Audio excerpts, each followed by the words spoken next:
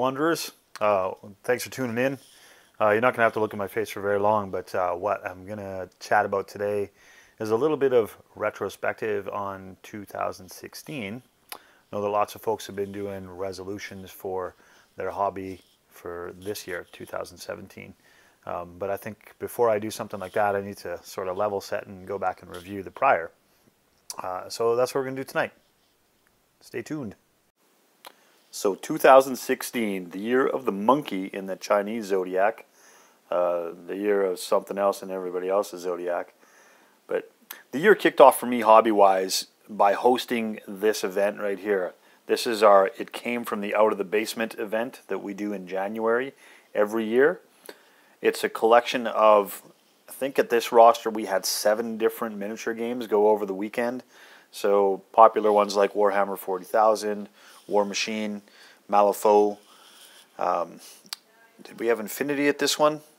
Might have had Infinity. There was Age of Sigmar, of course, and we didn't do Ninth Age in this one. It was still too young. As you can see there, we had some spaceship games too. And the whole point of it, of course, is to get together with a group of like-minded folks, play some games, socialize. We host a pub night that goes on every Saturday night to make sure that everybody gets to meet new folks and be collective together. It really is something that I look forward to every single year. And of course, as you're listening to this, we're gearing up for that event for 2017 in a week and a half from now, actually. So really looking forward to how that pans out. And I'll be sure to share my thoughts on that after it happens too. So early in the year, I was playing Kings of War. It really fit the desires that I had of fulfilling playing a rank and flank kind of game. So I did things like rebased and painted new units like this as a multi-base sort of effort. The gameplay itself still allowed for you to move around in blocky units. Brief rundown for those that haven't done Kings of War. You buy units as units rather than individual models. You attack as a unit. Again, rather than individual models, but you still have some characters that operate separately to provide you things like leadership and cast some spells, etc., etc. But that ran for the first few months of the year, and we did some things, hosted 2 sort of minor events to try to drum up some interest in that. We caught a few new people into it, carried over a few from the past Warhammer Fantasy, and it was a good, satisfactory thing for a while it lasted, for sure. But to this point, I didn't feel like I was painting a lot of new stuff. I wasn't building into armies or anything like that, so my production was probably pretty low for the first few months of the year. Aside from those rat ogres, I think I did this fella here, this Firebelly, and experimented with a few things, but nothing really of note otherwise. But then, shortly after this, Malifaux started to catch my attention again, and that's where I got back into doing a little bit more figure painting and active that way. So you're going to see here over this next little stretch a few of those things that I did. YouTube-wise, of course, I wasn't very active either. There wasn't a lot of motivation to do things for whatever reason. I don't know why, but it just didn't happen. But a local pal of mine who also does a YouTube channel called Skinny Boy, if you want to check it out. He's a Malifaux focused guy and a henchman here. We did one of the few videos I did was a battle report that did mid-year, and then just really kind of hunkered down and got back into painting again. Gremlins, I'm kind of mixing around with Gremlin stuff and some 10 Thunder stuff. You saw those stitched together earlier that are more of Swamp Fiends and Neverborn faction. So I'm kind of spreading it around all over there and trying out different things. The play styles throughout Malifaux are so very broad, and I think that's why I enjoy it so much, because each time you come to play, your schemes and your goals and your ways of achieving it are so very different all across the board. It's great fun. Now, right smack in the middle of the year, beginning of June in fact, my lovely wife Leanna and I took a trip across the pond to jolly old England. I have family that lives there near the south coast. But it was Leanna's first ever trip to England, so I really wanted to take her and show her off to the extended family.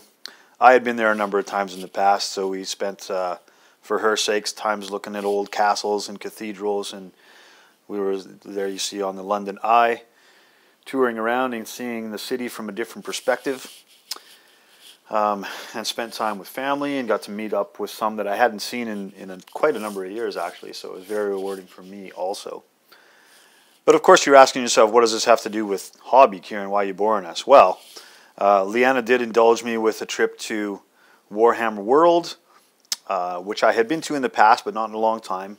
Not since they established the museum, which is a really wonderful thing. I'm not going to get into it too deep here because I had done a separate video back in August that you can tune into and watch that through. And even one of the Warhammer Weeklies I was on as a guest to talk about that with Vince and Tom. That was in August as well, I believe. Now, upon returning from that, of course, my hobby juices were flowing and my battery was totally recharged. So I pulled out this old project that I had started about 2 years ago, this Phoenix, and went to town on finishing it off. It was always something that was a struggle for me before because of all the sculpting of feathers and flames and things that I had to do on that. But I was really happy to return to it and finally saw it through and got that thing all finished. Now this coincided very nicely with a resurgence of interest in the 9th Age that had gone on here in Edmonton. And there was a couple other fellas that sort of stumbled across that, I think, through some other connections. And admittedly, the guys who are leading the pack are former 40K and War Machine players. So not old fantasy players coming over. But, of course, their new enthusiasm about it sort of caught up all the old guard, and we got involved in that as well. Started to do monthly meetups and hobby days, and even did cool things like transferring it over from the Triumph and Treachery style of things to get involved. So that's been really good, and the thing that I guess that I recognized that I missed from that in conjunction with me playing Kings of War earlier in the year was that I was missing that kind of customizability, and especially character customizability that the 9th Age captured and carried over from Warhammer. So I was really thankful for that. And we're still going strong with that now. It feels pretty good. So getting into the late summertime now, I really was carrying on with this recharged hobby end of things. And with the Kings of War, I sort of had the plans of doing a dwarf army for the Kings of War. But that was sort of fueled a little bit more by involvement with the 9th Age as well. And I had gotten myself a collection of dwarf figures. I had a few already of my own. But I got a collection of dwarf figures, and we sort of banged really, really hard at that initially and painted up a few units. It's been really rewarding to do that. So the Grumbleson clan was born, and I got to get back into sort of unit painting. As I said before, with the Malifaux stuff, the attraction to that is paint a figure at a time, and you can really spend your time and immerse yourself in it. But army painting is what my foundation is, I suppose, I have to admit. And although I had some apprehensions about what my technique would be sitting down to paint 25 models at a time, it turns out I was able to manage, and so I've gotten through a big bulk of the dwarf army. Still lots to go, though, of course. So coming into the fall, I got back into Malifaux a little bit more involved because me and some clubmates started doing a campaign on a regular. This is one of the shifting loyalty style ones. So that brought my paintbrush back to Malifaux stuff, and I went, to add things to the collection, challenge myself a couple ways in different paint styles. And that's sort of where I ended the year with the hobby, is thinking about how to challenge myself and do different things within painting. So what we're talking about here, for example, is doing some really tiny freehand on some models, tattoos, things like that. Trying to do much more softer blending.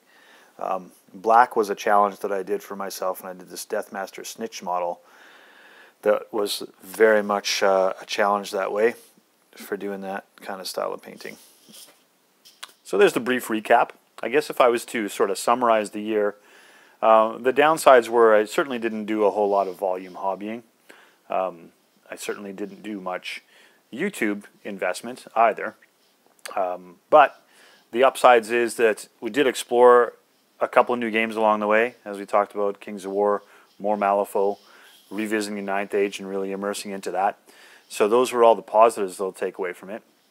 And I think I'll cut it right there for the 2016 sum, and then I'll do a different video where we'll talk about what I'm looking forward to in 17 and some aspirations there within.